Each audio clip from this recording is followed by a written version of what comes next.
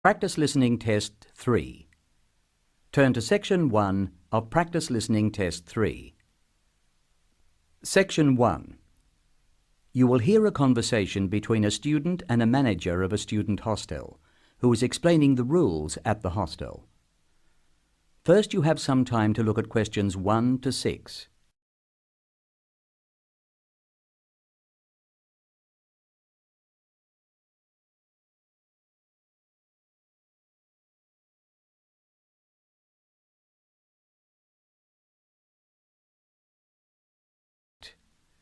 Now we shall begin.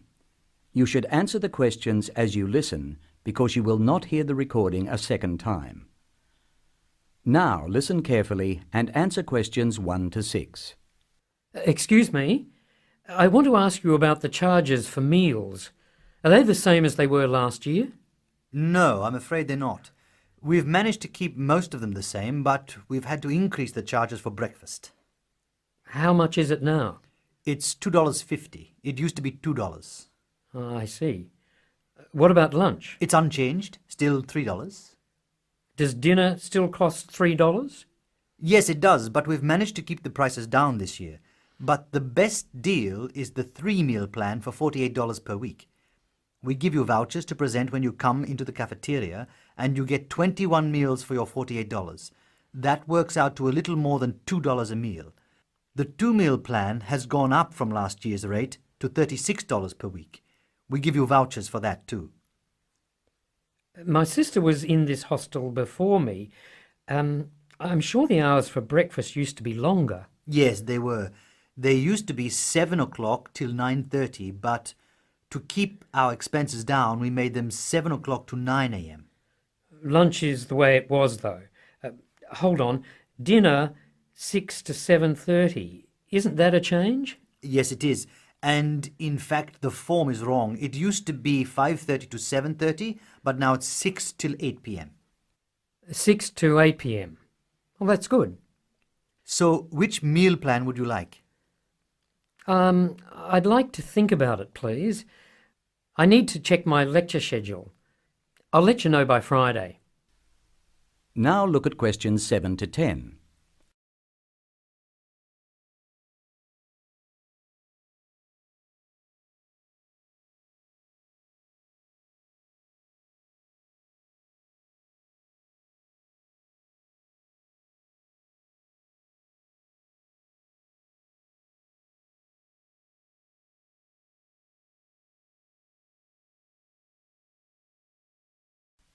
Now listen to the second half of the recording and answer questions 7 to 10. Can you tell me how to get to my room, please? Of course.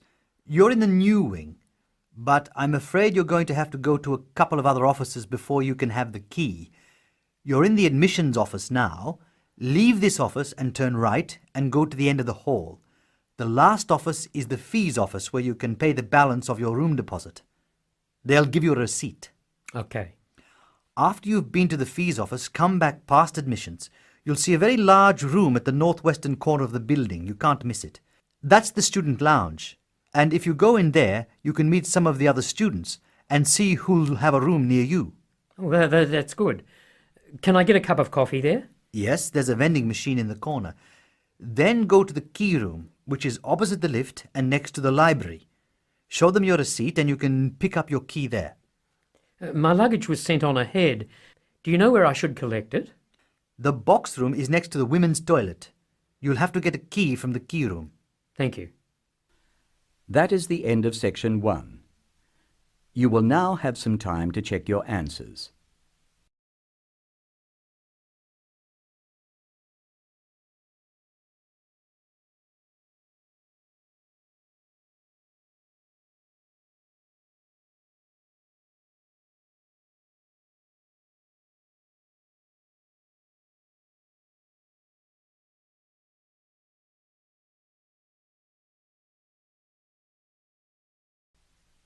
Now turn to Section 2. Section 2.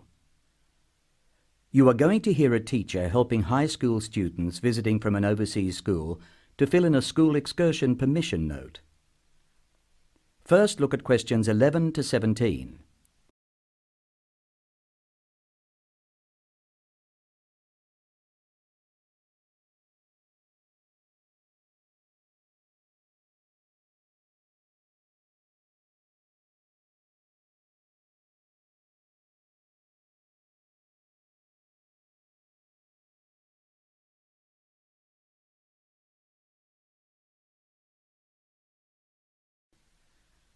Now listen to the recording and answer questions 11 to 17. Good morning, students. My name is Mrs. Brown, and I'm in charge of the school excursion next week. Please take out your school excursion permission notes so you can fill it in. For insurance purposes, this note must be signed by your guardian or the group leader. First of all, fill in the name of your class. Everyone here is in 3A, aren't they? So, write 3A where it says class. We're going to the Blue Mountains, which is great. So, this is the school excursion to the Blue Mountains. The day we leave is Monday. That's Monday, June the 10th. We're travelling by bus all the way, so we don't have to worry about changing trains or anything like that. The bus will leave from the front gate at 8 a.m. I know we usually use the side gate, but because of the roadworks, we will be using the front gate when we leave. However, when we return, the roadwork will be complete, so we'll use the side gate. We expect to be back at 6 p.m. It's going to be a lovely day. Your teachers will give you tasks to do when we arrive. We'll provide fruit and fruit juice on the bus, but you must bring your own lunch. While we're on the excursion, we'll be moving around a lot in some fairly rough country. Be very careful to wear strong shoes. It's very important that you look after your feet very well. Now, does anyone have any questions they want to ask? Now look at questions 18 to 20.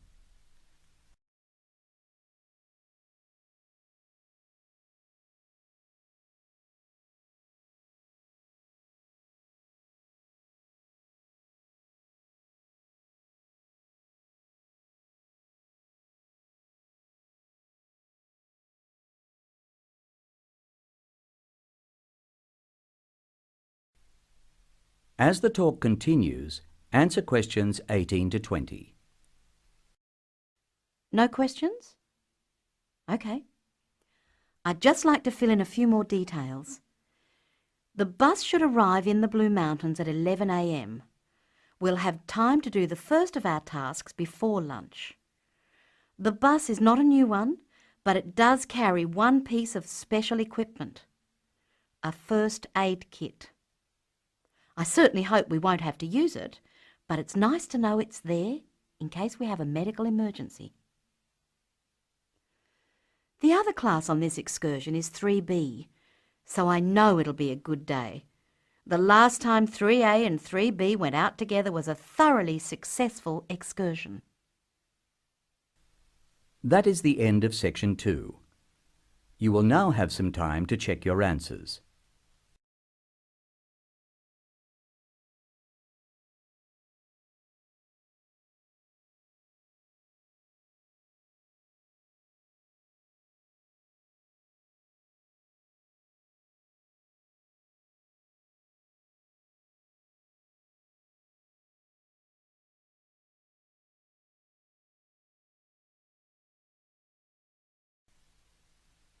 Now turn to section 3.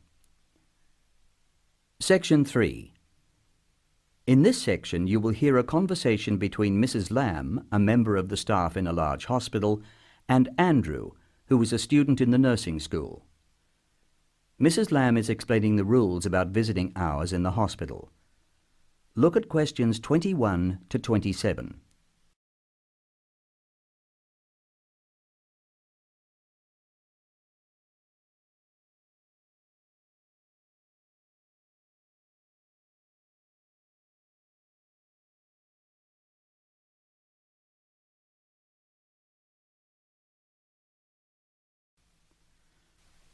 Listen to the first part of the conversation and answer questions 21 to 27.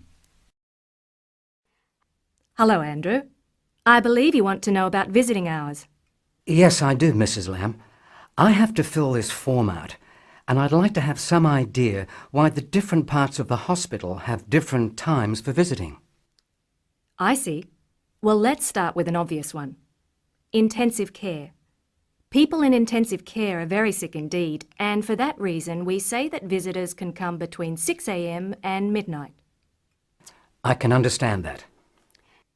At the other end of the scale, our maternity patients are usually quite well, but we restrict their visiting hours from 8 a.m. to 8 p.m. We find they get very tired if we permit visitors all the time. I see. What about the surgical wards? The doctors prefer to do their rounds early in surgical, so visiting hours are 9 a.m. to 9 p.m. Surgical patients are often on very heavy painkillers, and they aren't really very good company for their visitors. But surely the visitors come to cheer up the patient, not the other way around. Of course, and often the visitors are able to help the patient a lot. That's why we allow visitors all day, the full 24 hours, in the emergency ward. They help comfort the patient while they're waiting to be diagnosed. It's not just everyone who can visit a sick patient. People in intensive care can only be visited by their immediate family. What's more, we only allow 2 people in at any time. We let children of the immediate family in to visit people in intensive care, but we don't like to do it. It's very hard on the children and it may distress the patient. However, if the patient asks for the child and the family agrees, that's okay. What about children in maternity? Of course we let them in. They're very pleased to see their mothers. The rule in maternity is everyone may visit, up to 6 people at a time. The maternity ward is quite sociable after all. Now look at questions 28 to 30.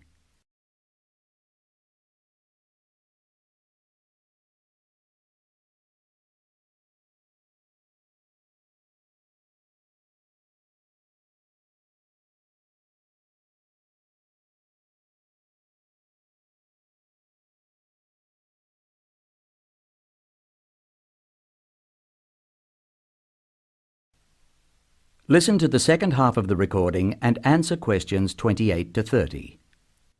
Now I have your schedule for the next week's observation sessions. Are you ready? Yes. Where do I start?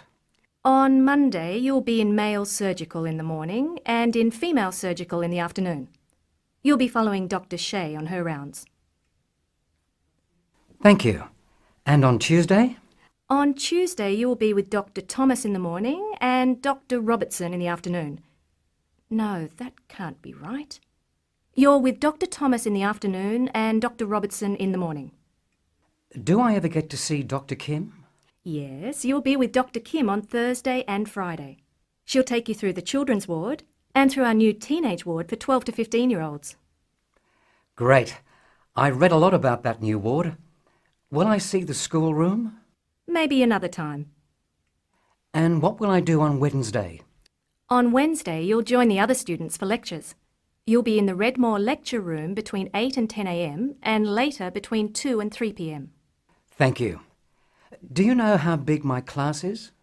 The intake this term is 200 first-year students. I'm pleased to say about 1/3 are men, which is good. Nursing used to be an almost entirely female occupation. I know. My father trained as a nurse, and he was considered very unusual. Is he still working as a nurse? Yes. He's working in a hospital in the country. I guess I just wanted to follow his example.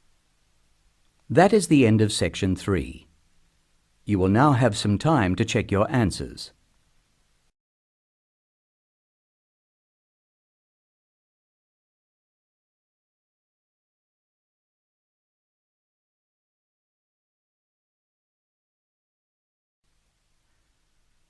Now turn to section 4.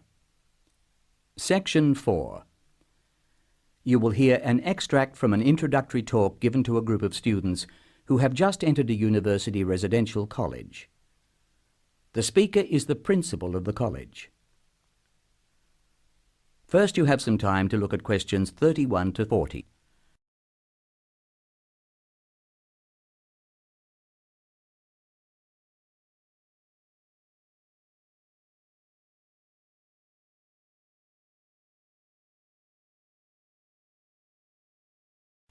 Now listen carefully and answer questions 31 to 40.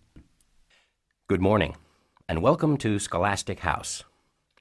I am delighted to see you here. It is my duty to explain to you some of the history of our college and some of the traditions which I hope you will uphold. The idea for Scholastic House was expounded by Samuel Wells in 1898. Wells was a visionary whose ideas were well ahead of his time. He wanted a college which would encourage friendship between people of different races and nationalities. Wells died in 1900 before he could see the college in action. Scholastic House finally began operating in 1903 with 10 students. Those students came from Asia, Europe, and the Americas. At that time, Scholastic House accepted only male students, although it has been coeducational since 1963. 9 of these foundation students went on to lead illustrious lives. The only exception died tragically on his way home from Scholastic House to Sarawak. He had only recently graduated with an honors degree in law, and he was robbed of a brilliant future. The other 9 students, as I said, led very fulfilling lives. 3 became political leaders. 3 became doctors. And perhaps the most famous graduate became a university teacher and was responsible for the introduction of modern teaching training methods in his country. 2 of the original group became senior engineers and went on to deeply influence the way the water systems of their country were exploited. The college ran into hard times during the period of the Great War, 1914 to 1918, when the charter of the college was interpreted to mean that neither students nor staff could take part in the war effort. Many people felt that this indicated a lack of national spirit, and the walls of the college were frequently marked with graffiti. Meantime, outside the college, tens of thousands of young men went away to fight in Europe, never to return.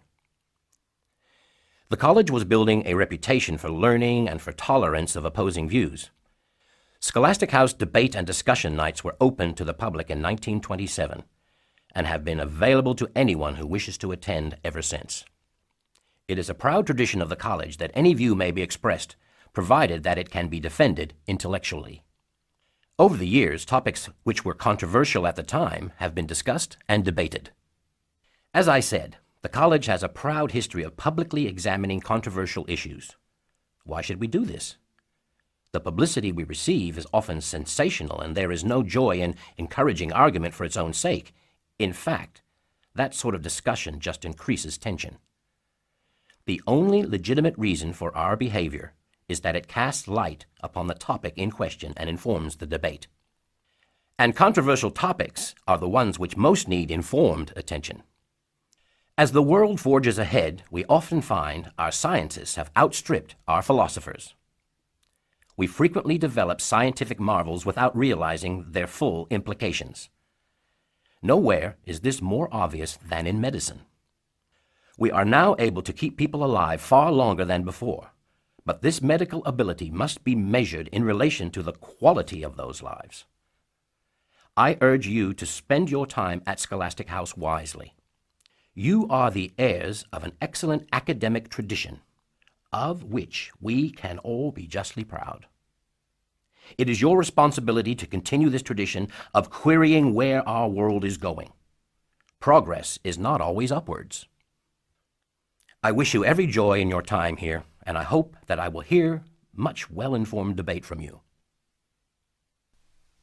That is the end of Section 4. Now you have some time to check your answers.